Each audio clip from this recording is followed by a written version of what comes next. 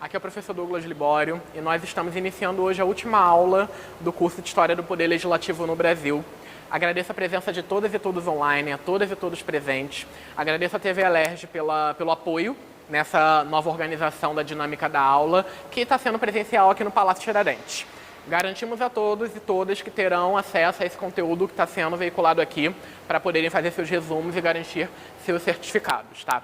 Sejam bem-vindos, bem-vindas a esse espaço quase centenário.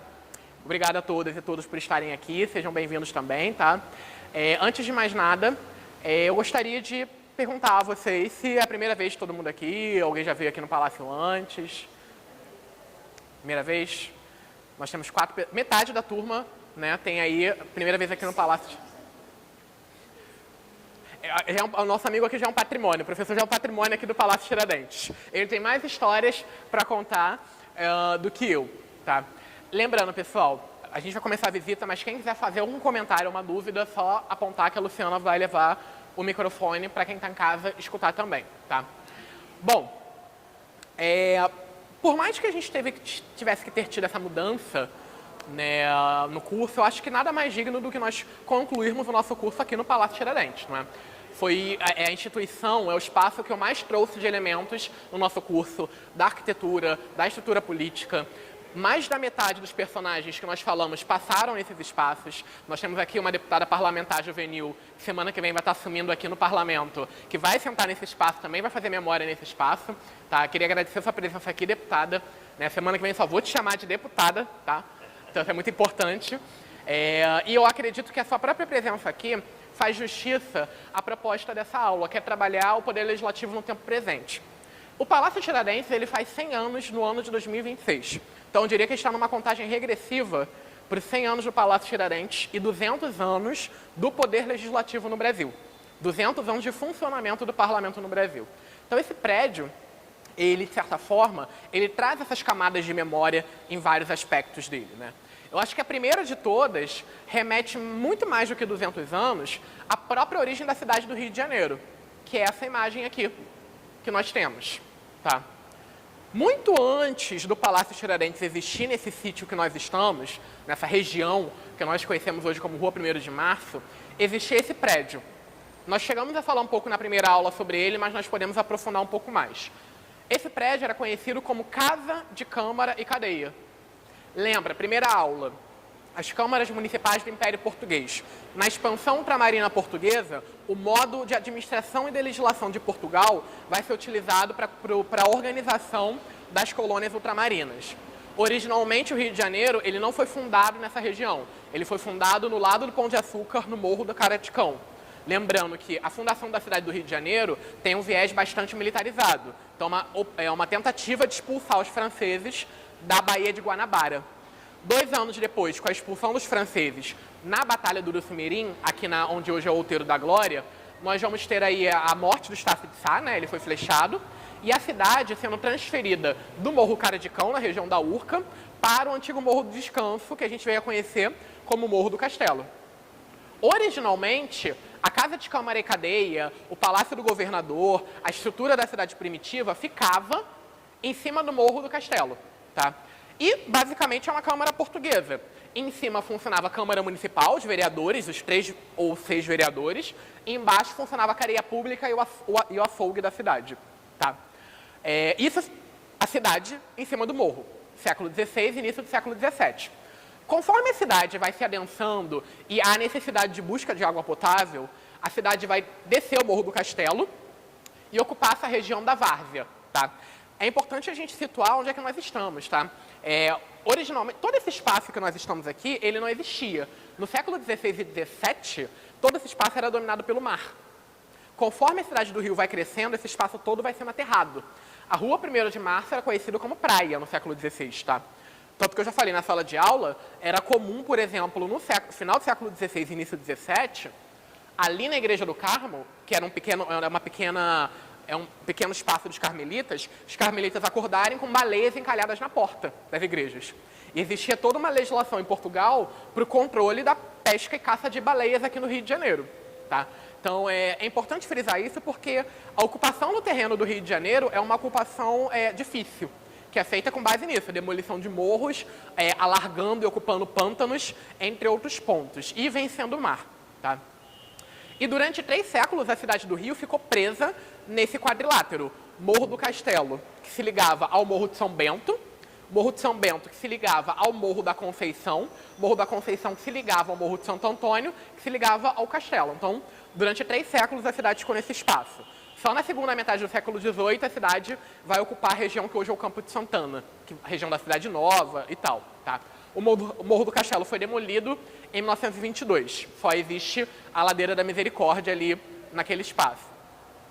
Bom, quando a cidade desce o morro, vê-se a necessidade de um novo prédio para Casa de Câmara e Cadeia.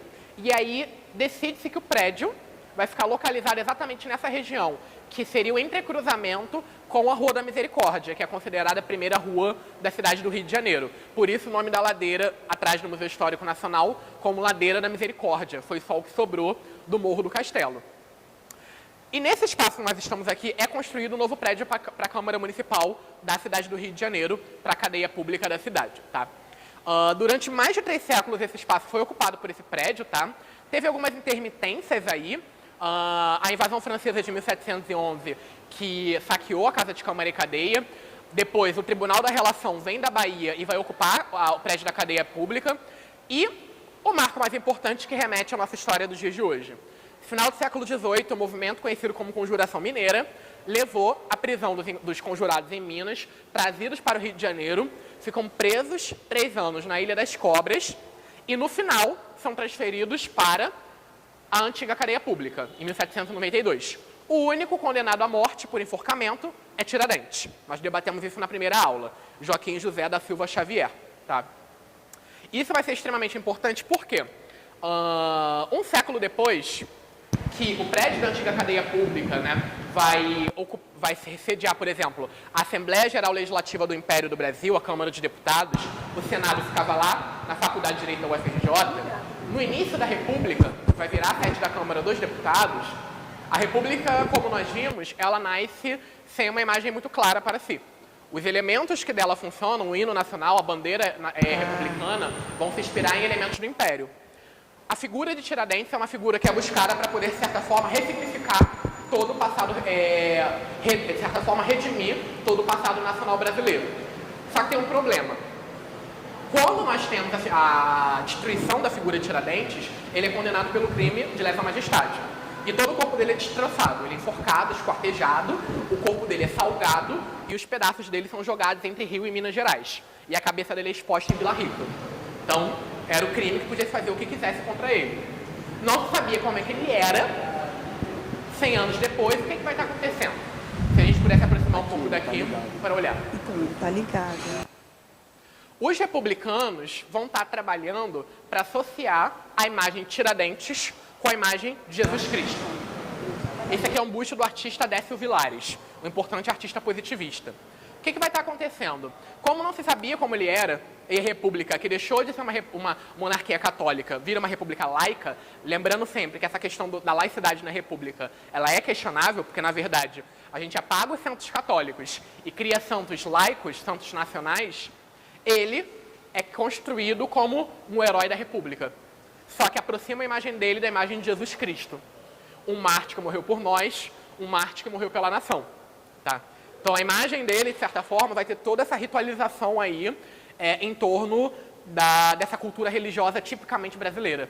Então, os positivistas vão apelar para a cultura católica brasileira e vão ritualizar ele como um Cristo cívico. Então, vocês veem aqui ele com cabelos, a barba, a dramaticidade, né, no busto dele, de certa forma, um olhar para o infinito.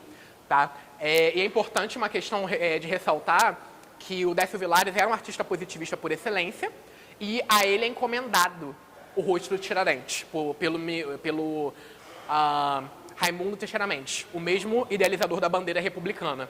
Tá? E é bem interessante porque isso aqui não é o busto original. O busto original é um molde em gesso. Ele está exposto no Museu Histórico Nacional. Do molde foram feitas várias réplicas em bronze ou em metal. Tá? O que é interessante a gente estar relevando sobre isso também é que no período que a imagem dele está sendo idealizada, é o período que a Europa está tendo um boom de cabeças decepadas. é o momento que o Oscar Wilde, por exemplo, está escrevendo Salomé, em que você vai ter a cabeça decepada de João Batista, que vai ser uma das grandes inspirações para ele. Tá? E quando você vai ter, nos anos 20, na crise da República, a busca da construção de um novo prédio para o Parlamento do Brasil, busca-se um local que remetesse ao passado político da nação, no caso o local que foi a Câmara Municipal, a Assembleia Geral do Império e a Câmara no início da República, e um local que era umbilicalmente ligado à figura do principal herói da República. Nos anos 20, o Rio de Janeiro estava numa transformação muito grande. A cidade se preparava para o centenário da independência do Brasil, o Morro do Castelo é posto abaixo e se busca construir uma nova sede para a Câmara dos Deputados. A Cadeia Velha, que já estava sendo apelidada como um prédio bem deteriorado, é destruída, posta abaixo e é lançada a primeira pedra fundamental deste prédio aqui, Palácio Tiradentes, que nem era chamado de Palácio Tiradentes à época. Ele foi chamado apenas de Palácio da Câmara dos Deputados. Ele inaugurado em 1926 sem nome. Só em 1936 que um deputado paulista vai protocolar um projeto para dar a esse prédio o nome de Tiradentes. Beleza, ele foi construído aqui exatamente por essa ligação da figura Tiradentes na cadeia pública. Tá? Mas o nome dele, o fato dele ser nomeado como Tiradentes, está associado em 1936 ao projeto do então presidente Getúlio Vargas de criar o Panteão dos Inconfidentes em Minas Gerais. Vargas, nesse momento, vai protocolar um projeto que vai solicitar a repatriação da ossada dos conjurados que estavam na África para o Brasil. Vão ser trazidos em várias urnas, vão para o Palácio do Itamaraty e, em 1942, ele vai criar o Panteão dos Inconfidentes em Ouro Preto, que hoje é o Museu da Inconfidência. Tá? Daí a gente vai ter toda essa questão da ritualização novamente em torno da imagem dele. Então, o que eu queria chamar a atenção? Como esse palácio, ele agrega memórias. A memória relacionada a Tiradentes também é uma memória que ela atravessa contextos. Ela não é estática, ela é dinâmica. Se em 26 a República Oligárquica busca nele um herói para a República, o Vargas vai utilizar também, já projetando uma política nacional do passado brasileiro com vistas à instauração do Estado Novo. Tá? Então o palácio ele é múltiplo de várias formas. Ok? Beleza. Tá. Alguma dúvida? Então... É só uma curiosidade, porque em uma das aulas você mostrou uma foto de uma pá que significava, acho que o início da construção aqui do palácio. Foi nesse momento ou não? Sim. Essa pá que você comenta é uma pá que foi encomendada aí pela mesa diretora da Câmara e foi utilizada em 1922 pelo presidente da Câmara e pelo presidente da República para cimentar a primeira pedra desse prédio. Isso é muito comum, desde o século XVIII, na arquitetura, na engenharia, toda uma ritualização da primeira pedra. Sobre esta pedra edificarei a minha igreja, e as portas do inferno não prevalecerão sobre ela. É bíblico isso. Então, sempre a primeira pedra como um grande rito. E aí você bota na primeira pedra, né? Você bota ali mensagens, moedas da época, notícias, é como se fosse uma cápsula do tempo. Tá? Isso é bem interessante porque, num período recente, né, acho que na segunda prefeitura do César Maia, fizeram várias escavações ali na Cinelândia e encontraram a pedra fundamental do Palácio Monroe, à época. Né? E aí foi um boom de febre, de saudosismo do Palácio Monroe sobre essas questões, que o próprio César Maia levou uma proposta de tentar reconstruir o Palácio Monroe, mas não foi à frente. Mas ali foram descobertas moedas, notícias sobre a época, expectativas, entre outros pontos. Não, não, então desliga, por favor. Obrigado. Obrigado pela ajuda. Então, é um pouco sobre isso. Aquela pá tem muita relação com o palácio. Por acaso, eu encontrei aquela pá no Museu da República. Porque como ela foi usada pelo presidente Epitácio Pessoa e o Museu da República guarda os acervos pessoais, está no acervo do Epitácio Pessoa. Tá? Foi por acaso que eu encontrei. Tá? Alguma dúvida mais sobre isso? O palácio ele foi construído em 4 anos. Tá? Foi uma construção bastante célere para a época, tá? E ele vai ter várias peculiaridades se a gente for estar pensando sobre ele. Primeiro que o Brasil, que está emergindo na década de 20, é um Brasil numa crise econômica bastante complicada, pós-Primeira Guerra Mundial. É um Brasil, ainda não vai ser igual à crise de 29, mas é um momento de aperto no cofre brasileiro. É um momento de ressaca pós-pandemia da gripe espanhola, então era um momento tenso, e era no governo do presidente da República, Arthur Bernardes. governo mais complicado da Primeira República. Um governo que ele ficou 4 anos de mandato em estado de sítio. Então, era o momento que ele estava também em tensão com o próprio parlamento. Então, a construção desse prédio, de certa forma, durante todo esse estado de sítio, de certo modo, bastante emblemática. E, ao mesmo tempo, o fato de ser um prédio que está num contexto de crise econômica, mas também num contexto de redefinição da identidade brasileira, o que eu quero dizer com isso? Os anos 20, os anos loucos, são os anos também que a gente vai estar pensando uma nova visão de nacional. A fundação do Partido Comunista está associada a isso, a Semana da Arte Moderna está associada a isso, tá? A Exposição do Centenário está associada a isso. Então, esse palácio ele também vai buscar trazer um pouco da história nacional brasileira, um pouco da história que é contada pelo viés do parlamento no Brasil. De que modo isso vai ser feito? A mesa diretora da Câmara vai encomendar, tá, a todos os estados do Brasil materiais para contribuição nesse palácio. Então, a gente vai ter as balaustradas de mármore são do estado do Rio de Janeiro, as salas da presidência são feitas por Minas Gerais, o plenário é feito por São Paulo, a gente vai ter revestimento da borracha do Acre, isso tudo é documentado. Por quê? A Câmara de Deputados buscava que a nova sede da Câmara fosse a nação em miniatura. Isso contrasta muito com a própria construção de outros prédios do início da República. Por exemplo, Teatro Municipal do Rio de Janeiro. O Brasil vivia um período de expansão econômica pós-governo do Campos Salles, mas não havia mão de obra e material suficiente no Brasil. A construção do Teatro Municipal é totalmente feita com materiais importados. Tijolo belga, cimento inglês. Não se tinha material suficiente, porque é uma construção muito célere, muito rápida também.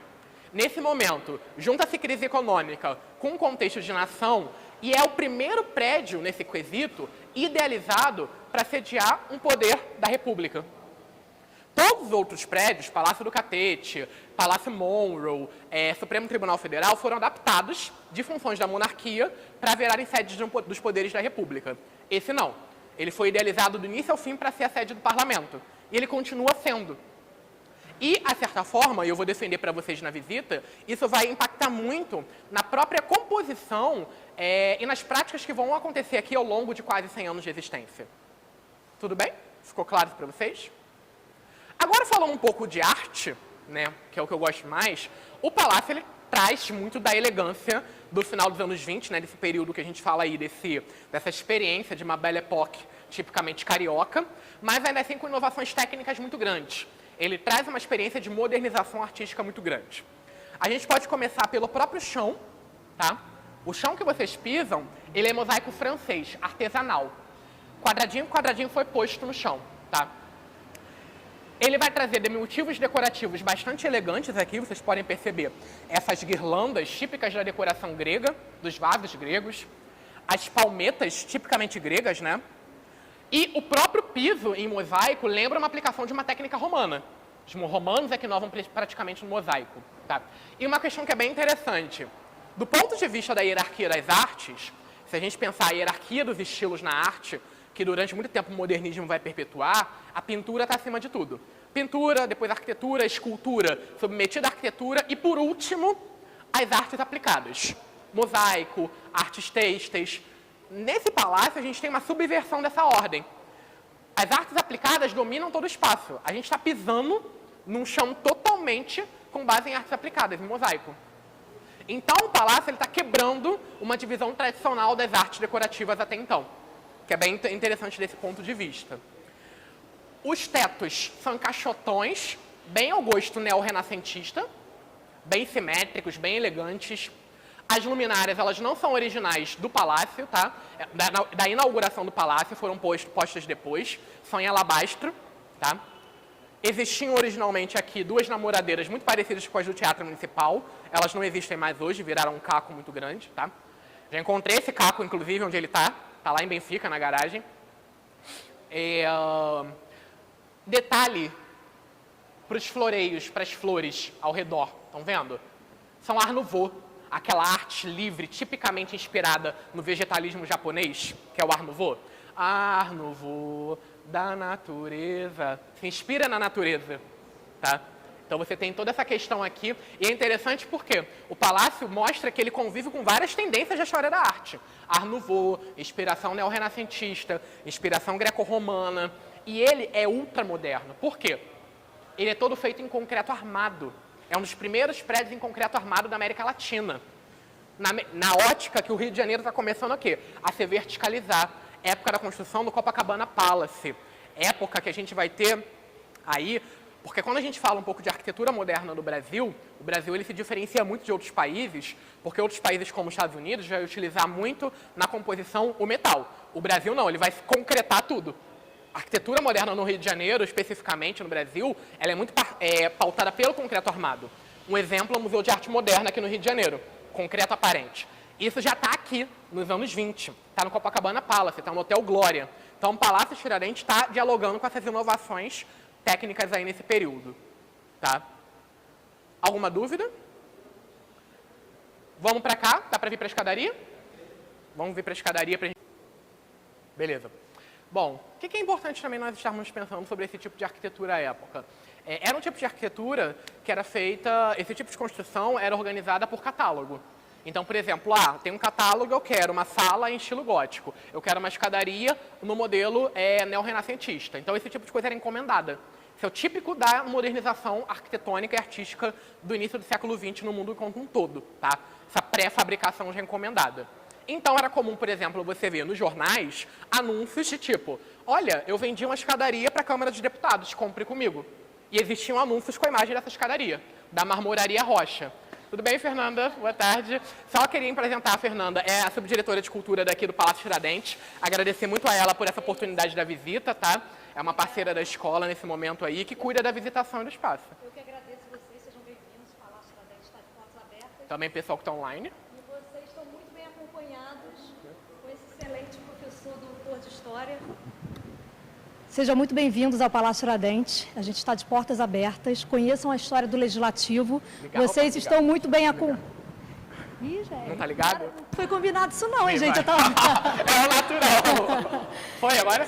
Obrigado. Sejam muito bem-vindos ao Palácio Tiradentes, a Casa do Povo. O Legislativo está de portas abertas para receber vocês. Vocês estão muito bem acompanhados com esse historiador, esse professor, doutor, que começou no Palácio Tiradentes como estagiário e hoje nos honra muito com sua sabedoria e contando a história do Palácio Tiradentes. Obrigada, Douglas. Obrigada a todos vocês. Sejam muito bem-vindas. Obrigado, Fernanda, aí, pelo carinho de estar sempre recebendo a gente aqui, tá? Muito obrigado dessa forma aí. E que esse palácio viva muito para ver os seus 100 anos e a gente está todo mundo aqui comemorando, tá? Com certeza. E a gente está de portas abertas. Ano que vem faz 100 anos o Palácio Tiradentes. 2026. 2026, desculpa. E aí vai dar tudo certo. Obrigado. Estou na correria porque a gente também voltou a ter atividades legislativas. Então isso é importante, né? A gente voltou Fundamental. a ter solenidades com deputados. Então continua sendo um palácio onde a história acontece todos os dias. Tá? Obrigado, Fernanda, gente. tá? Desculpa Obrigado, aí. tá? Nada, essa presença é fundamental. Bom, então, era comum, por exemplo, nós termos aqui uma escadaria. Essa escadaria aqui é de mármore de Carrara. Mármore de Carrara italiano com ônix português e africano, tá? Então, ela foi aí comprada pela Câmara dos Deputados para ornar o palácio. É conhecida como escadaria de honra. Vocês já viram um pouquinho dela nas imagens que eu trouxe para vocês, que foi o velório do Bernardes aqui na escadaria do palácio, né? Reparem, esse tipo de arquitetura que a gente conhece à época, vocês vão ver que ela é muito chamada nos livros, nos manuais de arquitetura, como ecletismo. É uma arquitetura que mistura vários estilos da história do passado, da arte. Pessoalmente, eu não adoto mais esse termo ecletismo, tá? Obrigado. Alguns pesquisadores também não têm adotado mais esse termo. Um termo mais interessante para a gente tem sido arquitetura dos estilos, em que todo esse passado, os diversos passados na história da arte, são selecionados e reapropriados conforme a necessidade local e a especificidade brasileira. Tá? E tem uma regra, e essa regra pode estar sendo quebrada muitas vezes. Como a gente pode estar vendo por aqui, se a gente for pensar uma história da arte linear, o palácio está quebrando essa linearidade. Ele está dando protagonismo ao ornamento, ao detalhe. Uma coisa que até então era vista como não necessária. O que eu quero chamar a atenção disso? A essa época, o ornamento vai pegar um volume tão grande desse tipo de arquitetura que ele vai dar o tom da arquitetura. Quando a pessoa da década de 20 passava por aqui e olhava um detalhe decorativo, ela entendia que esse prédio era um prédio do parlamento. Entendia quem podia entrar e quem podia sair. Tem elementos aqui que são elementos de identidade própria. Onde é que eles estão? Nos mínimos detalhes, se vocês se aproximarem. Aqui é o café brasileiro. Principal elemento da economia do Brasil do início do século XX. O Os principais estados que doaram para a construção desse prédio foram São Paulo e Minas Gerais, os principais exportadores de café do início da República. Então vocês vão ver o café em toda parte do palácio. E também, em latim, lei lex. É um prédio das leis. A lei sempre muito presente. E o feixe romano, que remete à autoridade da Roma Antiga, como nós já conversamos anteriormente. Nada tem a ver de ligar o palácio com o fascismo italiano. Aqui o feixe simboliza a unidade dos estados que construíram o novo Palácio da Câmara dos Deputados. Tá bom? Alguma dúvida? Um ponto. Para fechar, vocês podem ver lá no final, aquele homenzinho que nós já conversamos. Pode virar a câmera para lá, para não precisar assim. Em celebração a um ano do Estado Novo, pelos sindicatos à época. Tá? Foi posto aqui posteriormente. Quando o Palácio Tiradentes é inaugurado, o Vargas nada mais era que um deputado federal do Rio Grande do Sul. Perdão, não que nada mais era. Ele já era uma figura importante no Rio Grande do Sul. Mas o que ele veio a ser entre 30 e 45 e depois entre 45 e 54, ele não era ainda em 26. Tá? Depois ele veio a ser ministro da Fazenda do Washington Luiz. E em 30, devido àquela tensão entre as oligarquias, ele vai capitanear um movimento conhecido como Revolução de 30. E ele é o primeiro presidente a fechar esse prédio com a Revolução. Ele vai dissolver o parlamento e as assembleias estaduais. Em 34, ele volta para cá, e ele é eleito indiretamente presidente da República pela Assembleia Nacional Constituinte. Em 37, ele dá um outro golpe de Estado, instaura a ditadura do Estado Novo. E ele fecha esse prédio novamente. E aqui são aquelas questões que só o Brasil, como um país bastante peculiar, nos traz. Um prédio que era um prédio para ser um espaço da democracia representativa, vira o espaço da censura. Aqui ele cria o DIP, o Departamento de Imprensa e Propaganda do Estado Novo. Então percebam como o prédio ele cria camadas de história muito singulares. Em 45, o prédio é reaberto, após a queda do Vargas, e ele volta para cá como senador. Depois, em 51, ele volta para cá e toma posse como presidente eleito, democraticamente. Então percebam que, como o próprio Vargas, o prédio traz essas complexidades. Tudo bem? Alguma dúvida? Comentário? Bom, então agora eu acho que nós podemos ir para o plenário, tudo bem? Para conhecer o principal espaço, dá tempo de vocês se organizarem. Vamos indo para o plenário? Tudo bem, meu amigo? Tranquilo? Bom te ver.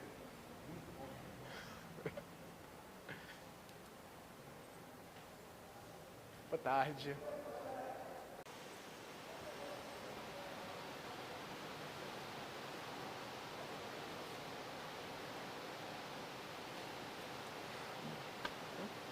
Podem entrar. Gente, vocês podem se sentar, tá? À vontade, só aqui na frente está um pouco ocupado. Podem entrar. Gente, realmente. As pessoas chegando. Podem entrando.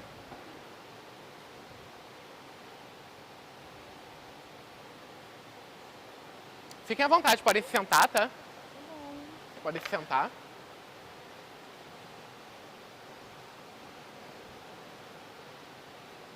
Oi? Essas caixas de papelão estão horríveis pro contexto do que é. Amigo, boa tarde, com licença. Tem como a gente dar uma liberada nessas caixas de papelão, pessoal, sentar aqui? Então o pessoal vai ficar sentado ali mesmo, tudo bem? Bom, aí é com você. Aí com o pessoal aí da administração. Não, eles vão ficar sentados ali mesmo, a gente não vai interferir aqui, tá bom? Não? Ninguém é muito flexível aqui. Pessoal, vai se acomodando aí. Eu vou ficar ali no meio então, tá? Pra falar com eles. Mais pra trás é melhor? Não sei, eu vou ter que aproximar eles daqui a pouco. O que é melhor pra vocês? Gente, pessoal, essas caixas aqui, elas estão atrapalhando um pouco a visão. Vou pedir só pra vocês se afastarem um pouco mais pra trás, pra gente poder conversar um pouco melhor, tá? Ai, resolveram a cúpula.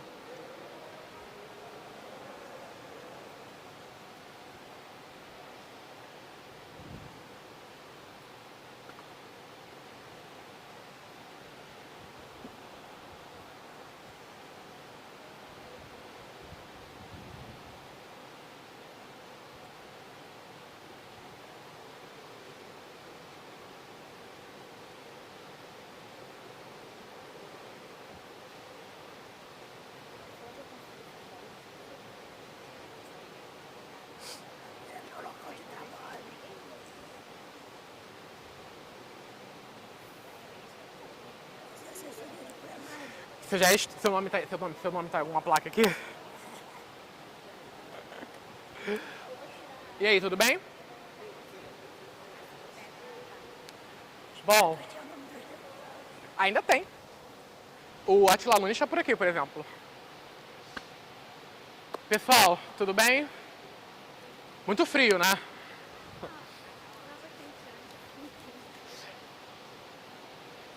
Só um minutinho, pegar o microfone. Quem tá com o microfone? Não, mas é importante. Tá aqui. Pode fazer. Eu estou só encantada com o teto mesmo. Falando que coisa linda. Todo mundo se encanta bastante com esse teto. Algum estado não está representado? Algum estado não participou da construção do palácio? Excelente pergunta. Olha o que o nosso amigo perguntou. Ele perguntou se algum estado não participou na construção do Palácio Tiradentes. Sim, Sergipe. Por quê? Porque e existe uma documentação que fala sobre isso. O presidente da Câmara enviou um ofício solicitando a contribuição e o Sergipe agradeceu e falou que não poderia contribuir com o Palácio da Câmara dos Deputados porque estava gastando os seus dinheiros e as suas polícias militares estaduais para poder conter a coluna invicta. Ele estava lidando com a coluna Prestes. Por isso ele não enviou dinheiro para cá. E eu achei isso por acaso na documentação lá em Brasília sobre o Palácio Tiradentes. Por isso eu não posso contribuir com vocês, porque eu estou gastando muito dinheiro para conter esses militares revoltosos. Agradecer novamente muito a ajuda de vocês, isso é importante porque a gente está aqui no momento que está querendo muito privilegiado tendo uma TV, mas quando a gente vai para a sala de aula, a gente sabe que as dificuldades são o mínimo, do mínimo e do máximo para a gente poder prover os alunos o melhor possível. Então é uma felicidade muito grande estar tendo o apoio aí da TV Alerj nesse momento. Pois bem, nós estamos aqui no coração do Palácio Tiradentes, no Palácio da Câmara dos Deputados dos Estados Unidos do Brasil. Viramos só a República Federativa nos anos 60, com a ditadura civil-militar. É bem imponente o espaço, né? Bem impactante. Eu acho que para a nossa futura deputada que está aqui, vai ser mais ainda quando ela tomar posse aqui na segunda-feira. Tá? Você vai tomar posse aqui, nesse prédio. Tá? E aí eu queria saudar aí a iniciativa da Assembleia com o Parlamento Juvenil, tá? Que é um projeto que está fazendo 20 anos nesse ano. É um projeto de extrema importância para democratizar o acesso a essa casa e a essa memória. Tá? Então tem muitos servidores aqui que estão na casa, né? Estão aqui na aula, que são servidores da casa há muito tempo, viram esse projeto nascer e sabem a importância desse projeto. Pois bem, o plenário Barbosa Lima Sobrinho, que é o nome desse plenário, ele foi todo feito e fabricado por São Paulo. Foi totalmente fabricado no Liceu de Artes e Ofícios de São Paulo. Tá? Cabem aqui de 250 a 300 pessoas. Lembrando que ele foi feito proporcionalmente ao Congresso Nacional da primeira Constituição Republicana. Então, conforme as constituições foram passando, o Congresso aumentou. Tá? Daí também, tanto que os próprios gabinetes parlamentares nem eram aqui, eram espalhados no centro da cidade, em outros bairros também. Tá? Em Brasília é tudo unificado. Tá? No próprio Alerjão, tudo é unificado com os gabinetes dos parlamentares fluminenses. Tá? E o que vai estar acontecendo? Esse plenário ele é circular, vocês podem estar percebendo, se inspira nos parlamentos europeus. O modelo para esse parlamento aqui é o parlamento alemão, especificamente. Tá? E queria ressaltar que esse revestimento que a gente vê aqui ao redor, tá, das paredes, a gente chama de bosserri. São madeiras que revestem, no caso aqui não é o mármore, mas o concreto armado. Tá? E todos feitos em buia. O mobiliário é feito em buia, uma madeira que existe muito no sul do Brasil. Raríssima essa madeira nos dias de hoje. Então é uma madeira de lei de altíssima qualidade. Tá? Vocês podem perceber que as cadeiras também aí tem um detalhe bem interessante no estofado. Reparem, CD, Câmara dos Deputados. E os feixes romanos ladeando o CD. É o detalhe no ornato aí do estofamento, tá? Vocês podem perceber que as carteiras de vocês, algumas têm alguns nomes de parlamentares que passaram por aqui. Reparem, os cinzeiros, era comum fumar aqui antigamente, tá? Tem uma imagem muito clássica do Jorge Amado fumando aqui na Constituinte. E embaixo a Câmara dos Deputados. Então, o espaço preserva grande parte da sua memória, tá? Bom, preliminarmente, alguma dúvida sobre o espaço, etc? Só um minutinho. Microfone.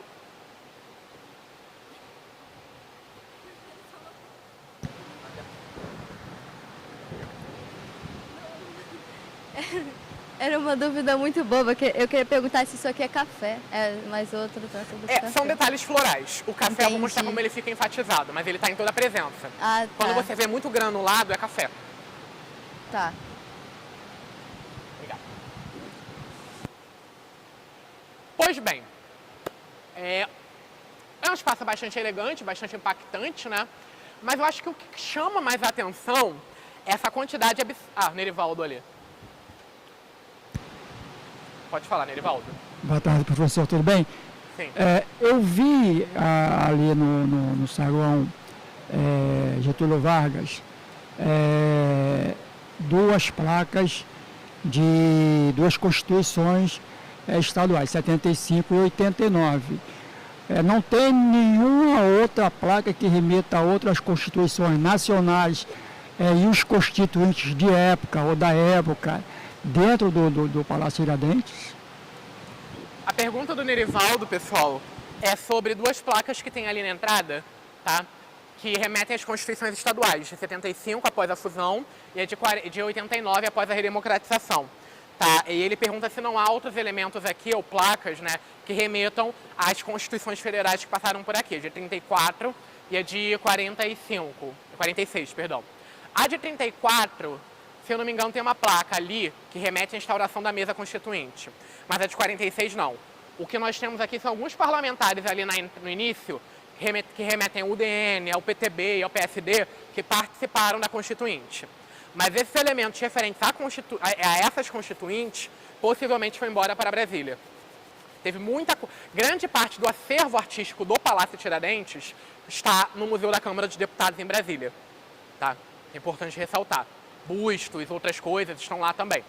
O que se manteve da Câmara eu vou apontando aqui para vocês. Mais alguma questão? Pois bem, nesse momento então, o que eu gostaria de chamar a atenção para vocês é os elementos decorativos do espaço. Eu acho que o que atrai muito é esse conjunto de pinturas ao redor do teto, né? Que é de uma elegância, assim, absurda. Primeiramente, eu queria situar que esse tipo de pintura é uma chamada de pintura decorativa. Tá? Uma pintura que é feita para se integrar à arquitetura. Isso é muito importante. Por quê? Até então, o modelo das pinturas das belas artes era a pintura de cavalete monumental, que deveria se destacar em qualquer ambiente. Aqui a pintura está atuando para ressaltar a monumentalidade da arquitetura. Isso é um diferencial muito grande do ponto de vista da hierarquia das artes. Tá? E ela vai ter uma solução formal e uma temática bastante inovadora para a época. Não são pinturas históricas, tá? São pinturas alegóricas. Buscam trazer uma certa ideia da história do Brasil. Começando, na verdade, esses painéis, eles integram um conjunto que são chamados os pontos cardeais da história do Brasil. Os menores painéis representam a evolução territorial brasileira e os maiores painéis representam a evolução política brasileira. Tá? E aí eu vou pedir que vocês me acompanhem na leitura desses painéis. Tá? O primeiro painel, ele começa aqui. Estão vendo? Reparem ali embaixo a assinatura dele. Rodolfo Chambellan e Carlos Chambellan. Eram grandes irmãos pintores do início da República. Foram encomendados para executar esses painéis entre 1925 e 1926. Tá? Esses painéis, curiosidade, eles são uma ruflagem. É um pano pintado e colado no teto. Tá? Eles são numa técnica conhecida como pontilhismo. Esses pontinhos justapostos que remetem ao impressionismo, para causar uma vibração ótica na utilização da cor e no olhar, para quem está de baixo. Se vocês perceberem bem, isso é para ser visto deitado, porque você pode quebrar o pescoço virando muito para cima. Tá? São pinturas monumentais. Mas vamos lá. Começando nessa pintura, nós temos o que seria o descobrimento do Brasil. A chegada dos portugueses no Brasil. Cabral saudando a nova terra, né, com a bandeira de Portugal, e aqueles anjinhos ali que nós chamamos em italiano de pucci, representando a esperança, né, a virtude do espaço. Ok? O próximo painel é esse aqui. Reparem, eu diria que o que mais chama atenção nesse painel é a mancha, que é a árvore. Que ela, de certa forma, traz um tom cromático muito elegante para o espaço, para a pintura. Mas ela representa a pintura, o processo de catequese indígena. Reparem ao fundo o José de Anchieta com a procissão católica. Em primeiro plano, os indígenas. E olha que interessante, os católicos, eles estão totalmente organizados e vocês conseguem ver claramente o rosto deles de frente. Os indígenas, vocês não veem rosto, eles estão sempre virados, nus e descalços. A visão assimétrica de colonização, civilização e barbárie. Tudo bem? Próximo painel. Aqui nós temos a expulsão dos holandeses do Nordeste brasileiro. Segundo as Forças Armadas, esse teria sido o primeiro momento em que as três raças do Brasil, brancos, índios e negros, se uniram contra o inimigo comum, o inimigo externo. É uma visão heróica da nação brasileira, totalmente embranquecida, mas é uma narrativa para se integrar a isso. Tá? Tudo bem? Próximo painel, o que nós temos? Nós temos o governo geral. Tá?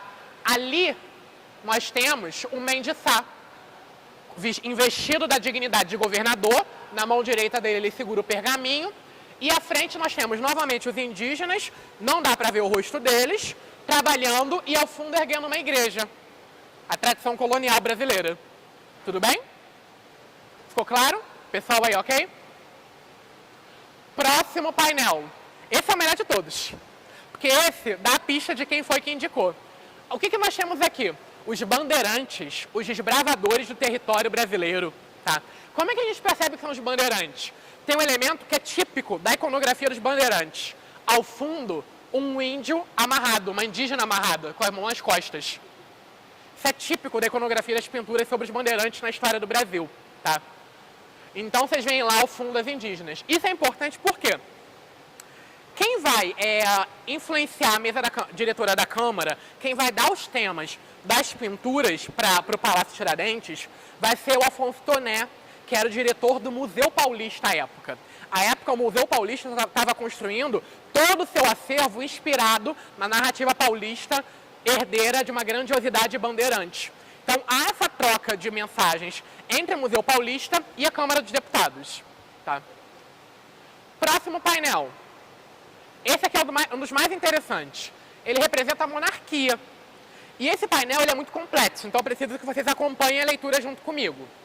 Gente, toda obra de arte no Ocidente, pintura, tem que ser lida da esquerda para a direita. É a forma do olhar no Ocidente. De cima para baixo, da esquerda para a direita. Tá? Então a gente começa olhando lá para cima. Vocês estão vendo que tem uma pessoa lá em cima, um espírito lá nas nuvens? É Tiradentes, o idealizador da independência do Brasil. Descendo um pouquinho mais, vocês estão vendo uma figura lá na sombra, num cavalo? É Pedro I, com o grito do Ipiranga. Tá?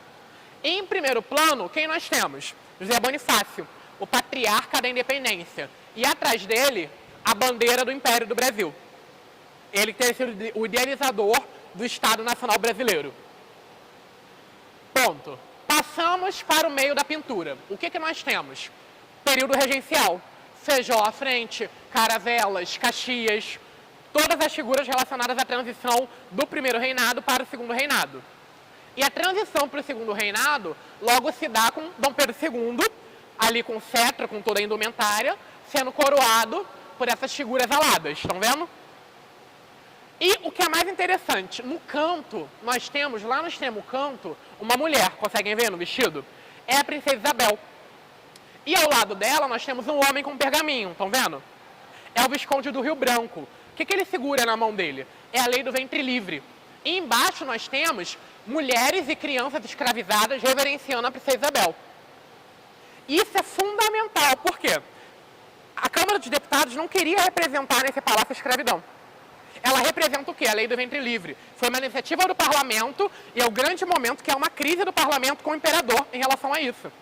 Porque a elite liberal no parlamento não queria a lei do ventre livre. É um gabinete conservador, tem que aprovar. Tá? Então o palácio apaga a escravidão, submetendo a escravidão a uma narrativa do parlamento. Reverenciando a Redentora. Não tem agência negra aqui. Tem a mitificação tradicional da princesa Isabel. E lá ao fundo, percebam que tem 3 rostos. Estão vendo? são os gênios da nação brasileira. Vitor Meirelles, Carlos Gomes e Gonçalves Dias. Tá? Próximo painel, nós temos o Tratado de Petrópolis, com o Barão do Rio Branco, finalizando a guerra e a anexação do Acre. Reparem que com a mão esquerda ele tem o Tratado de Petrópolis, com a mão direita ele está sobre um globo terrestre. Tá? E reparem, o tom das pinturas é sempre tudo muito diáfano, esparçado. Tá? Algumas figuras são pouco definíveis. As figuras sempre mais definidas estão na base. Em cima a gente se perde. É para trazer um ar de poeira espiritualizada quase.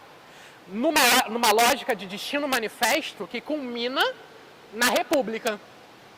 Tá? Lá em cima nós temos a figura feminina da República pairando sobre a nação brasileira, estão vendo?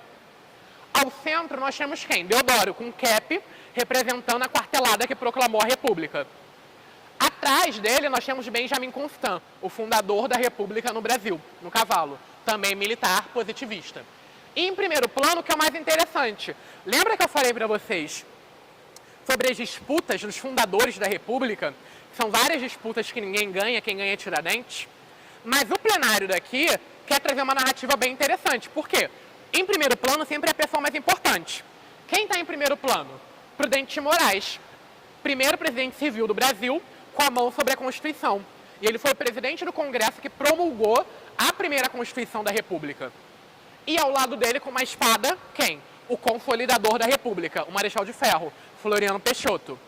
Isso aqui, ao meu ver, dá para ler muito bem como ordem, a Constituição, ordem, Floriano Peixoto, a espada, e progresso, a Constituição. Ao meu ver, eles representam o binômio ordem e progresso. Um está com a Constituição, um está com a espada. Não é à toa que a gente viu em sala de aula. O próprio Congresso se autodissolve para dar poderes ao Floriano para poder restabelecer a ordem republicana. Tá? Isso tudo, esses pontos cardeais da história do Brasil, são coroados pelo vitral da cúpula do Palácio Tiradentes. Esse vitral ele foi todo fabricado na Casa Conrado, uma casa famosíssima de vitrais na história do Brasil, mais de 130 anos, tá? Ele pesa mais de 350 toneladas, ele tem uma dupla camada para impedir a dilatação dele pelo calor, tá? E ele representa o céu da cidade do Rio de Janeiro, às 8h30 da manhã, do dia 15 de novembro de 1889. Olá, boa tarde. Né? O que seria o céu da cidade no momento exato da proclamação da República. Tá? Então vocês veem que é uma narrativa bastante, quase uma epopeia, tá? Dessa narrativa da história do Brasil. Tá? Como principal símbolo nacional aqui. Alguma dúvida? Algum comentário?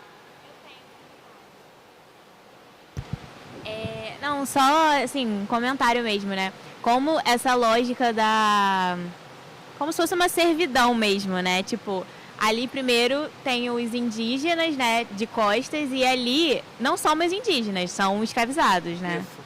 Ah, tá. Se perpetua essa narrativa.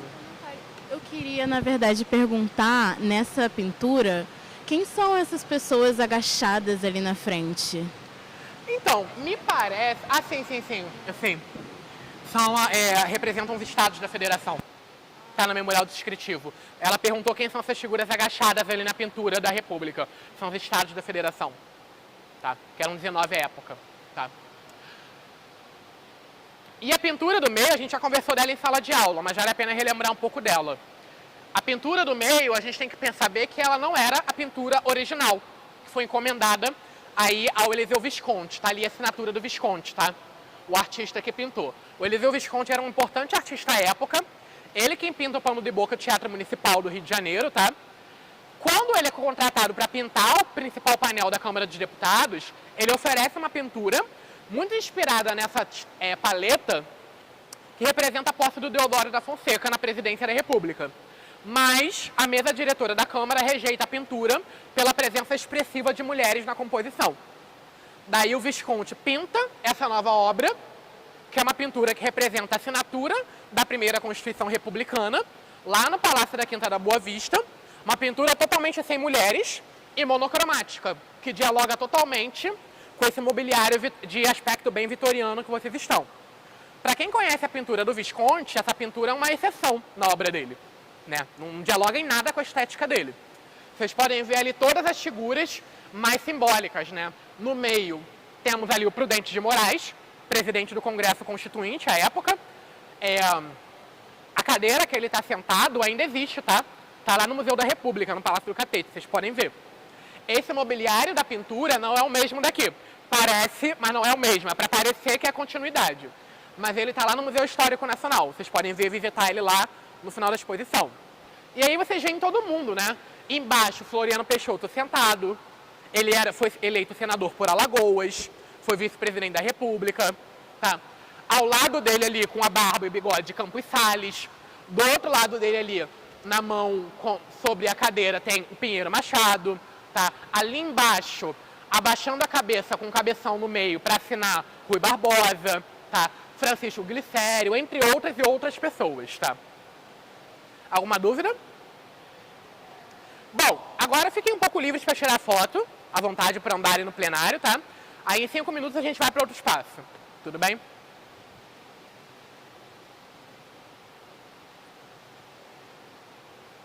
Pessoal, tudo tranquilo aí? Obrigado, tá? Obrigado. Oi? Já ligou, tá ligado. Gente, olha só, a gente está aqui na galeria em homenagem ao presidente Juscelino Kubitschek, tá? Foi inaugurada nos 70 anos do Palácio Tiradentes. Espero que tenha sobrevivido o celular que caiu, tá? Esperamos. Obrigado, Luciana. E nós temos uma pintura aqui bem interessante, tá? Importante para a gente estar pensando aí a narrativa do palácio. Ela é uma pintura que eu não vou falar. Eu vou pedir para que vocês falem um pouco sobre ela. O que vocês veem na pintura? Lembrando, por favor, aí de quem começar a falar, peça o microfone à Luciana. Vamos fazer um trabalho aí de um exercício. Olhem para a pintura e me digam o que vocês veem. Sem interpretar demais, só falem o que vocês veem. É olhar e se deixar que a imagem fale para vocês, vocês falem. Estou vendo um pastel barato chinês, falem isso. Aqui, opa. Tem uma bandeira ali no canto superior direito, que está meio Tem uma bandeira estranho. ali no canto, né? Opa, o nosso amigo aqui. Uma caravela. Caravela. Alguém mais quer falar alguma coisa? Uma bandeira e uma caravela. Dá pra gente começar a ter uma ideia do que nós temos aqui? Alguém quer tentar um pouco mais? Nerivaldo ali, ó. Peraí, Nerivaldo. Aquela janela ali atrás com a água parece ser alguma coisa, um navio, uma escuna. O pessoal está ali dentro. Tá esquentando, vamos lá. Alguém consegue dar mais algum elemento interessante? O senhor que está lendo uma carta, eu acho, porque provavelmente nas navegações tinha muito essa troca. Gente, vocês atropelam muito, vamos lá. Pedro Vaz de Caminha. Por que seria o Pedro Vaz de Caminha? Pela carta que ele está lendo, coisa assim. Vocês dois mataram a charada, tá? Obrigado, Luciana. Essa pintura é conhecida como o primeiro capítulo da nossa história. Pedro Vaz de Caminha, lendo a sua carta ao Pedro Álvares Cabral, ao Frei Henrique e ao Mestre João. Tá? Vários elementos na tela, na pintura, representam aí que é a leitura desse primeiro documento da história do Brasil, teoricamente, né? O espaço, né, dá para perceber que é uma caravela, tem um mar atrás. Nós temos a bandeira ali com um trecho da bandeira portuguesa. Tá? Nós temos aqui os elementos tipicamente ameríndios, estão vendo? Né, as frutas, tá? A lança, entre outros pontos. Tá? A própria indumentária, né? A indumentária do Pedro Álvares Cabral, uma indumentária fidalga. Isso é típica, dá para perceber que ele é um homem, de certa forma, a gola de Rufus aqui nele, daí um status de alguém importante na hierarquia portuguesa. Uma figura católica pela própria indumentária típica, tá? E a indumentária de escrivão do Pedro Vaz de Caminha. É tipicamente de um escrivão, tanto que ele está próximo a outro pergaminho aqui e tem uma pena e o tinteiro. E o Mestre João, que é fundamental. Eu diria que ele dá, de certa forma, o segundo tom da pintura, porque mostra que a carta do Pedro Vaz de Caminha não era a única. Houveram outros documentos sobre a história, sobre as terras ameríndias que foram descobertas, mas a dele vai ganhar o maior destaque na cultura portuguesa de então. Lembrando que a carta de Pedro Vaz de Caminha, nós falamos em sala de aula, só veio a ser conhecida no Brasil com a chegada da família real. Até então a gente achava que o descobrimento do Brasil era em 3 de maio.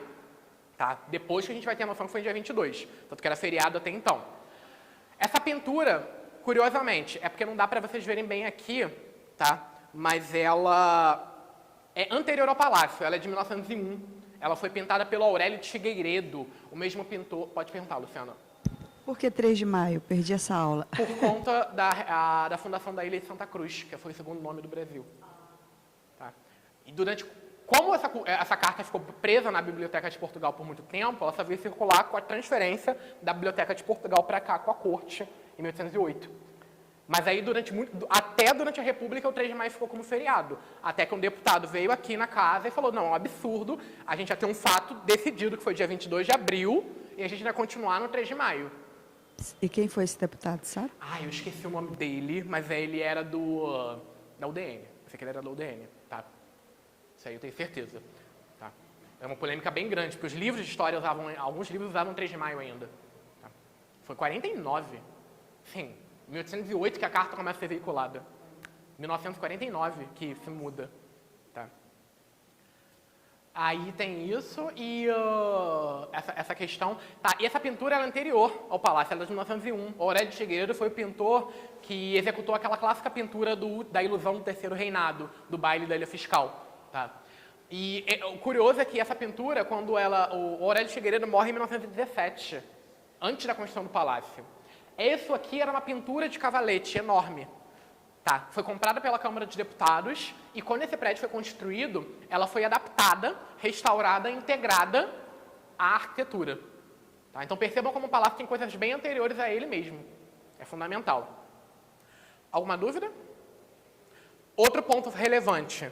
O chão, novamente, percebam sempre o café decorativo. Tá? É fundamental. E a alegoria feminina da República, que sempre está em toda parte, que é o mesmo rosto que está presente no dinheiro brasileiro, tá? Que é inspirada na Marianne francesa, do Delacroix, a liberdade guiando o povo. Claro que a Marianne ela é estritamente francesa. Essa mulher, quando chega no Brasil, ela inspira um ideal de liberdade republicano que no Brasil não vai ter, porque a república que é instaurada no Brasil ela é excludente. As mulheres não participam. Essa é uma mulher branca. Quando ela é importada para o Brasil, devido à própria república não funcionar, ela não vira a mulher da liberdade, ela vira a mulher da rua, ela vira prostituta. Né? A vaca leiteira que os políticos mamavam até não poder mais. Era isso que circulava nas mídias da época. E ela foi superada por uma mulher muito mais poderosa do que ela, Nossa Senhora de Aparecida, mulher católica e negra, a verdadeira cara do Brasil, se a gente pensar bem. Então você tem aí uma derrota muito grande da imagem da República. Todos os elementos do imaginário republicano do Brasil, eles não vingaram praticamente. Tá? A bandeira só vingou porque ela é tributária da herança do Império. O hino se manteve o hino do Império. E Tiradentes, ele só vingou porque ele era uma figura mutável e desmontável desde o início da sua concepção. Ele é uma figura que até os dias de hoje a gente busca ele de várias e várias formas. Ele é uma figura perfeitamente adaptável. Tá? Ele é uma figura que, de certa forma, unificou a narrativa republicana nesse momento. Tá? Então tem essa questão aí também da plasticidade da figura do Tiradentes. Tá? Alguma dúvida? João. Essa questão da figura, quando a gente pensa na questão da arte, por exemplo, assim, aqui a gente está envolto de muita figura artística, né? Era para também representar que existia um caminho a ser seguido pela arte, vinculada à lei que deveria ser seguido, é isso? Por isso que tem tanta arte dentro desse espaço? A gente pode pensar dessa forma também, João, porque o Palácio, quando ele é inaugurado, o presidente da Câmara fala que está entregando à cidade do Rio de Janeiro um grande monumento de arquitetura e arte também. Então ele é feito para perdurar na história. Por isso que a linguagem predominante na arquitetura do palácio é a linguagem greco-romana da Antiguidade, que é considerada a linguagem da arte mais importante para se perpetuar fatos da história mundial. Então, ele é uma obra de arte por excelência. Não é à toa que ele tem uma escadaria que eleva ele acima do solo, para ele parecer um monumento. E você vai ver a mesma solução no Teatro Municipal do Rio de Janeiro, na Biblioteca Nacional, no Palácio Pedro Ernesto, a arquitetura como monumento. Ela é uma obra de arte. Você tem vários artistas aqui que estavam batalhando nos salões artísticos da época também. Não é à toa, tá? Ok? Uma curiosidade que eu quero pontuar, que não é uma curiosidade, é algo fundamental, que a gente está aqui com uma exposição temporária em homenagem ao mês da consciência negra, tá? Patrocinada pelo deputado, organizada pelo deputado professor Josemar, Vocês podem perceber aqui elementos relacionados à cultura afro-brasileira, que é uma representação de Oxalá, né? O orixá, pai de todos. Aqui de Iemanjá, né? Senhora dos mares, da água doce. Então aí eu acho que é importante para mostrar como que a arte ela não precisa ser totalmente hierarquizada. Esses espaços devem ser ocupados por várias manifestações artísticas, pelos nossos corpos, pelas nossas resistências e pelas nossas subjetividades. Em 100 anos, é uma luta a cada dia transformar esse espaço num espaço democrático, como o próprio parlamento. Tá? Tudo bem? Agora nós vamos lá para o final, para ver as maquetes e depois entrar na sala da mesa diretora. Okay? Na verdade, as poltronas ficavam distribuídas aqui. As janelas ficavam abertas, a cidade não era tão estufada de quente como era hoje, então o vento circulava muito melhor. Aqui é o Paço Imperial. Não estão funcionando, mas quando eu era estagiário, todos eles funcionavam perfeitamente. Tá? Electric Brille, eles são franceses, tá? O que eu queria pontuar aqui para vocês são dois elementos bem interessantes. A gente tem uma maquete da antiga cadeia velha, que seria a antiga cadeia, tá? E é bem legal porque eu sempre gosto de posicionar as pessoas aqui porque elas podem olhar para cá e olhar para cá também. Porque vocês conseguem ver mais ou menos a diferença com a cidade de hoje. Reparem aqui na maquete que no início do século XIX, o mar era muito mais próximo. Tá? A cadeia velha aqui em destaque, né, era um casarão colonial. Quando a família real vem para cá, Dom João VI vai ocupar o Paço Imperial provisoriamente, até a transferência dele para a Quinta da Boa Vista, e a cadeia velha vai ser desocupada para ser o local da criadagem da corte portuguesa. Aí ele vai fazer um pequeno passadiço para conectar o paço à cadeia. Tá? E aí é bem legal essa maquete aqui, para ao lado nós vemos o Palácio Tiradentes hoje. A diferença é bem marcante, né? É bem marcante nesse sentido. A cúpula, né, o espaço. É importante lembrar que a cadeia, como o paço, eles eram voltados para o mar, né? Porque a cidade do Rio era uma cidade marítima, uma praça. A entrada da cidade era o mar. Aqui já ela está voltada para a rua 1º de Março. Tem uma diferença bem grande. Tá bom? Ok? Vamos agora aqui para a mesa diretora. Todo mundo confortável, né? Fomos para Harry Potter, né? Bom, sejam bem-vindos à biblioteca da Maria de Portugal. Esse aqui, Maria de Portugal, é uma pessoa que foi muito importante aí foi uma das grandes servidoras da biblioteca da Câmara Municipal do Rio de Janeiro, por isso o nome da biblioteca. E esse salão é aqui em homenagem ao deputado Jorge Amado, Salão de Leitura Jorge Amado, como a gente já conversou, foi um importante parlamentar do Partido Comunista e escritor aí da história do Brasil. Essa biblioteca, vocês podem perceber que ela se inspira nos gabinetes neo-renascentistas do final do século XIX, né? Vocês veem os caixotões no teto, né? Bem simétricos, bem elegantes, totalmente bem decorados, o estuque numa delicadeza bem pontual, né? Vocês podem perceber. O revestimento da biblioteca é tudo em buia, tá? Também original. Reparem sempre o detalhe do café. Os cristais bisotados, tá? Originais. E o acervo da biblioteca é aberto ao público. Até então, antes da pandemia, era de 10 às 5. Eu acho que voltou nesse horário, tá, se não me engano, de 10 às 4 agora. Tá? Antes da pandemia, muita gente vinha para cá para poder ficar estudando. Era bastante comum isso. E aqui também está o arquivo do Diário Oficial do Estado do Rio de Janeiro. Todos os diários oficiais vêm para cá. Então, se por acaso alguém, espero que não aconteça, sofra uma tragédia de uma enchente em casa, perca seu diploma do ensino médio, tem que vir aqui pedir uma segunda via, tá bom? Só para vocês saberem onde é que tem que acontecer. Então, ocupem esse espaço, um dos espaços mais bonitos da casa, tá? Vale muito a pena. Tá? O que vale mais apontar o acervo daqui ultrapassa mais de 10 mil volumes. Tá? O chão foi feito recentemente o Sinteco, vocês podem perceber, tá? Em parquet francês, original. O mobiliário é todo em estilo vitoriano, vocês podem perceber a austeridade. Podem perceber também aqui os detalhes das quimeras nas esquinas, tá? Também todo em buia. Acredito que é isso, podem ficar à vontade para tirar fotos. Se tirem fotos, a gente já sobe. Tá? Eu adorei, claro, que maravilhoso.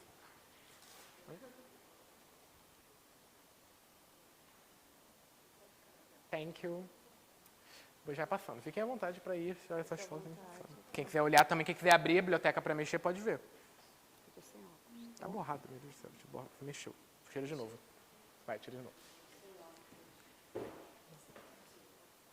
Não, acho que você tremeu na hora.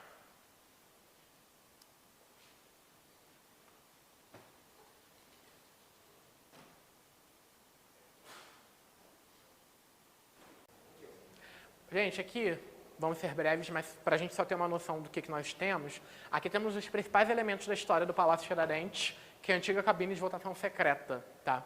Essa cabine, ela foi utilizada para votação secreta dos parlamentares dentro do plenário até 2001. Ela é antiga, ela remete até a Câmara de Deputados. Tá?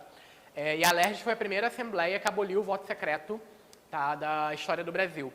Agora, um dos temas do edital de vocês, desse curso, que é o último tema dessa aula, é a judicialização da vida. A gente debateu um pouco na última aula.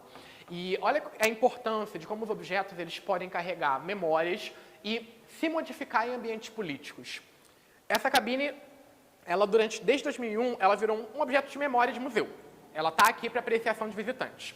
Mas, na renovação dessa última legislatura, os deputados estaduais tomam posse na Assembleia no dia 1º de fevereiro e no dia 2 eles elegem essa mesa diretora. O Brasil, pelo menos desde 2014, 2015, tem aí uma evidente atuação maior do judiciário na vida enquanto um todo. Um exemplo muito claro é que ontem você teve aí uma ofensiva do Senado Federal contra o Supremo na aprovação da PEC que limita as decisões monocráticas. Cada um tem direito à sua opinião, eu não vou entrar nesse mérito. Por que eu estou trazendo isso? Essa cabine ela foi uma evidência muito clara disso. Na eleição para a presidência da Assembleia nesse ano, houveram duas correntes que se formaram nos 45 do segundo tempo, tá? Duas chapas que se formaram, e uma chapa opositora à atual mesa diretora entrou com um pedido questionando o projeto de resolução que revogou o voto secreto na história da LERJ. E ganhou juridicamente. Isso assim, eu estou falando de coisas de horas e minutos. E nesse momento, não se sabia o que faria. Aí, então, você tem uma imagem que é célebre para quem está na casa há muito tempo, que é o pessoal daqui da oficina de segurança pegando isso e enfiando dentro do plenário. Ao vivo, para o Brasil todo ver. E tira-se do nada de uma cartola uma urna para poder se votar.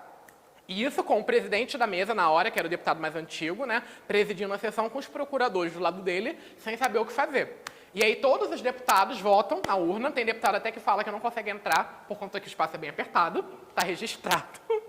Né? Isso gera uma questão assim, caótica, porque você muda toda a ordem do jogo. E no meio da votação, o Supremo Tribunal de Justiça caça a decisão de baixa. Aí vota-se a voto aberto. Tem deputado que já tinha ido embora, por acaso, nunca é à toa, né? Aleatório. E aí a decisão volta a ser verbalizada plenamente em plenário. E depois a cabine volta para cá. O que eu quero dizer é que os objetos eles são investidos de camadas de tempo, memória e vida nesse sentido, né? A cabine que em 20 anos foi um objeto de memória, um objeto museológico praticamente, ganhou uma nova carga política no contexto político do Brasil 2023. Uma outra realidade que a gente nunca imaginava que seria possível. Eu olho para essa cabine e eu lembro da própria urna de papeleira que elegeu o Deodoro, se a gente pensar bem, que a gente conversou nesse sentido. E, ao mesmo tempo, eu diria, e eu estou sendo bem tendencioso nisso mesmo, é uma opinião minha, que isso só poderia ter acontecido no Palácio Tiradentes. Por essa carga histórica de memória política que esse espaço tem. Por essas tensões políticas que marcaram a história do Rio de Janeiro e que se formaram aqui.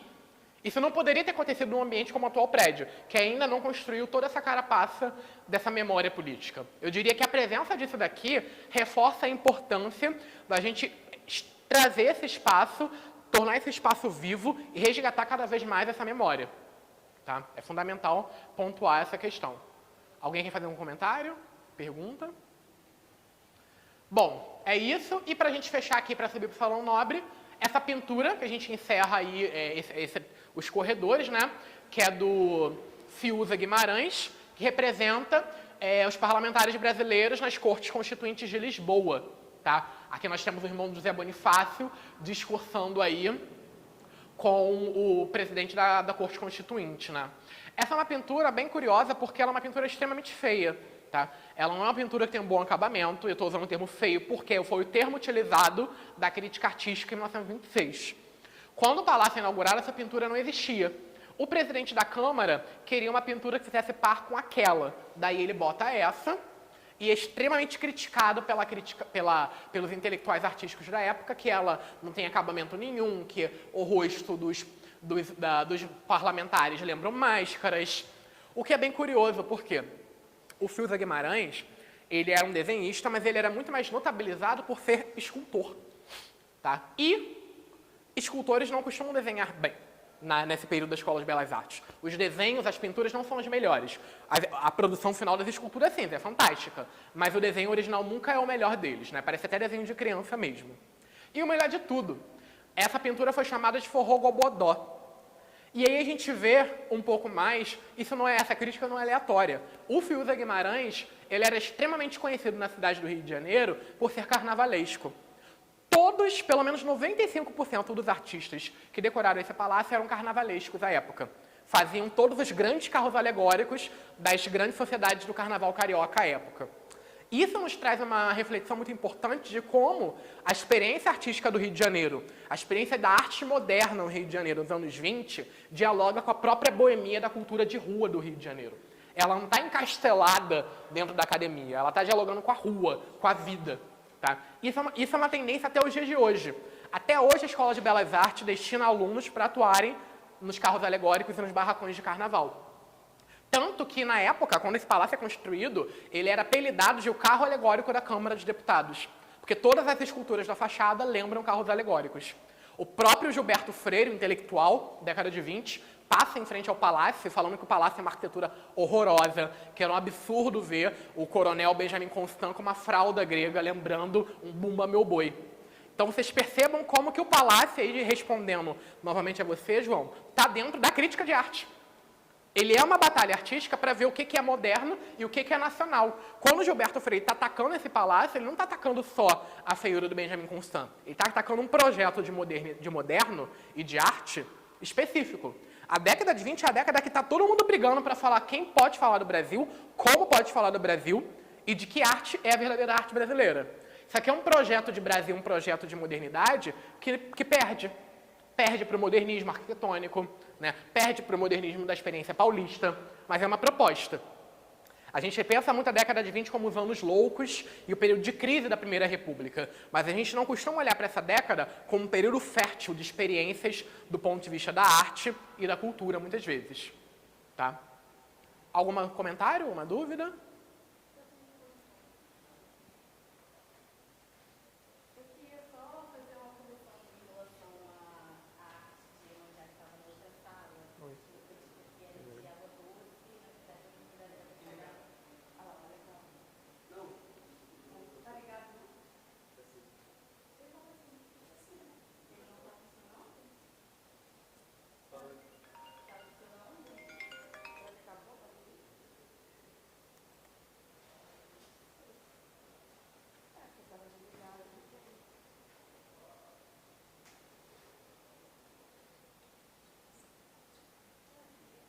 Foi?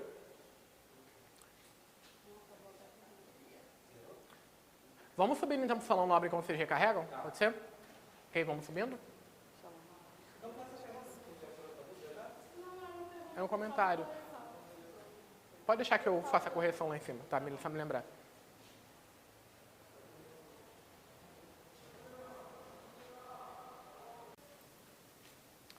Bom, pessoal, estamos chegando ao final da nossa atividade, da nossa visita, tá? É um prazer finalizar com vocês aqui no Salão Nobre. Tá? O Salão Nobre é um dos espaços mais belos dessa casa, eu diria que é um dos salões nobres mais belos do Rio de Janeiro. Eu acho que ele perde mais para o Salão Nobre do Fluminense, e eu não estou sendo partidário aqui, tá? Mas o Salão Nobre do Fluminense é um salão nobre, né? É um digno salão nobre, mas a gente vai fazer umas interseções com ele também. Antes de mais nada, eu queria só pontuar algumas coisas que são fundamentais. Vocês viram lá na entrada, estão vendo aqui no Salão Nobre, que o palácio está com alguns elementos dele bastante limpos, renovados, as luminárias e tal. Não é comum de ver em muitos prédios antigos assim. Então, esse foi um trabalho que foi feito no ano passado, em 2022, a Oficina Escola de Restauro. Foi uma iniciativa da Escola do Legislativo, junto com o setor de cultura daqui da casa, que promoveu a recuperação do mobiliário histórico e dos metais aqui do Palácio Tiradentes. Então, foi uma iniciativa que a gente capacitou os servidores para poderem estar atuando na conservação e na recuperação desses espaços, tá? Foi feita uma obra também no Palácio que deu um tom bem melhor para o ambiente. Então, por exemplo, o Salão Nobre passou por um sinteco enorme e, inclusive, a restauração dessas poltronas. Mas eu vou chegar um pouco a esse processo de restauração já. Inicialmente, eu queria apresentar o espaço para vocês, né? O Salão Nobre é um grande caixotão em estilo neo-renascentista, né? Lembram salões do antigo regime. Quando o Brasil, o Rio de Janeiro, era a capital da República, parte da posse dos presidentes da República acontecia aqui. O juramento constitucional era no plenário, então do Washington Luiz ao Juscelino, todos tomaram posse aqui no Palácio, e parte acontecia aqui no Salão Nobre, inclusive falas de presidentes aqui nas sacadas. Tá? O Salão Nobre ele se distingue por essa elegância decorativa, tá? E principalmente pelos painéis no teto, também são em marruflagem, também são em pontilhismo, e são feitos também por um artista negro, o João Timóteo da Costa, que foi um dos decoradores do Fluminense, das pinturas do Fluminense, do Salão Nobre do Fluminense lá em Laranjeiras, tá? E as pinturas, tá, nessa técnica pontilhista, bem diáfana, representam os feriados cívicos do Brasil à época, em 1926. E se a gente olhar a pintura de uma forma muito integrada, vocês vão ver quando vocês forem andando, o problema é isso, né? Esse tipo de pintura tem que ser apreciada deitado. Nunca fiz isso. Nunca fiz isso, tá? Eu respeito esse solo. Mas se vocês conseguirem apreciá-la deitados, vocês vão ver que as pinturas, quando juntadas, elas desenham a bandeira do Brasil, que começa daqui e corta até a última pintura. E no meio nós temos a representação feminina da República. Ali no canto da pintura central, nós temos a assinatura do João Timóteo, Rio, 1925. Tá? As esculturas que nós temos aqui, elas não são em bronze, elas são em argamassa modelada. Isso é uma coisa muito interessante, porque se a gente for pensar a hierarquia da escultura e arquitetura, a escultura ela deve submeter a arquitetura e ter o seu destaque por outro material, normalmente. Aqui a gente tem uma relação diferenciada, que ora a escultura utiliza a arquitetura como pedestal, ora ela se integra com o mesmo material da arquitetura. Isso é uma relação até então inovadora. Tá? Então vocês veem aqui, né, elas são em argamassa modelada, uma coisa que a gente chama de mármore-estuco, e elas são alegorias que representam os pilares cívicos nacionais. Essa figura feminina com o livro representa a lei, a lex, com o machado e a balança representativa da autoridade, aqui ao lado. Originalmente, tá, a espada estava quebrada, a gente restaurou e fez em emplastro, contratamos restauradoras que recuperaram a espada. Na outra ponta, com o ramo de oliveiras, nós temos ali a paz. E com o martelo e a bigorna, o trabalho. E essas urnas ao meio, com o medalhão da República. As poltronas que vocês estão sentados, elas são originais, tá? Totalmente em buia o material. Reparem que no núcleo das poltronas, vocês têm uma flor de lis. Representa aí essa ligação com o antigo regime francês, porque o Salão Nobre é inspirado na ala Francisco I do Castelo de Fontainebleau, na França. Então é uma inspiração direta, tá bom? E o tecido das poltronas não é o original, tá? O tecido original das imagens da época era um veludo adamascado muito decorado em termos florais. Mas esse tipo de veludo não se acha mais no Brasil. A gente procurou incessantemente, tanto no Rio, aqui na Buenos Aires, quanto em São Paulo, e a equipe que estava à frente da revitalização desse espaço optou pela tonalidade azul para as poltronas e para as cortinas, que também se perderam, por conta da tonalidade das pinturas. Foi uma escolha. Toda a restauração ela também parte de uma escolha, tá? Vocês podem perceber que os botões estão brilhando, eles estavam totalmente imundos, foram totalmente limpos, tá? E os varões das cortinas, eles se perderam. A gente redescobriu eles num depósito jogados aqui em cima. Estavam lá, bem lá em cima. Então aí foi uma revitalização muito importante para o Salão Nobre. E a mesa, né, a mesa central, tá? Que dizem que ela foi feita com parte da madeira da antiga cadeia velha, dizem, né? Ela foi totalmente lixada, revitalizada pelos integrantes da oficina escola e extremamente pesada. 12 homens para poder carregar essa mesa, tá? E ela é um dos marcos do nosso Salão Nobre, tá bom? Bom, gente, alguma dúvida? Dúvida aqui, Luciana? Obrigado.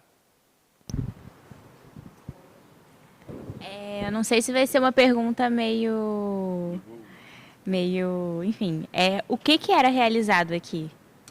Salão Nobre ocorriam principalmente atividades de coquetéis, atividades nobres, sociabilidade, tá? Entendi. Parte das exposições temporárias ficava aqui também um tempo, então era espaço de celebrações e interações. Entendi.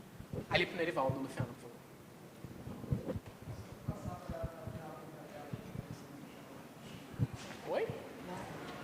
que na hora que ela ia falar, aí deu problema, só para dar a palavra para ela. Você quer fazer uma revelação? Eu lembro o que é. Ela falou que só que eu cometi um equívoco sobre a questão da definição de Iemanjá, que ela é representativa ela é a deusa representativa das águas salgadas. Foi um erro porque as águas doces é Oxum. Aí ela me corrigiu. Só isso mesmo, tá? Mais alguma pontuação, gente? Bom, então eu agradeço a todos e todas vocês, tá? Agradeço quem está em casa. Obrigado pela paciência. Obrigado aí pela continuidade em permanecer na atividade, tá? Foi um prazer ter estado com todos vocês nessas 5 aulas. Espero que possam apreciar essa atividade aqui, que nós possamos nos ver em outras atividades, em outros cursos da Escola do Legislativo. Boa tarde, muito obrigado. Tá? Obrigado, gente. Obrigado. Obrigado. Fiquem à vontade para tirar foto, gente. À disposição. Enquanto isso, o pessoal aqui vai desarmando a estrutura. Obrigado. Então, aí de vontade. Obrigado. Meu amigo. Muito uísque aqui. Ali tem um elevador. Sim.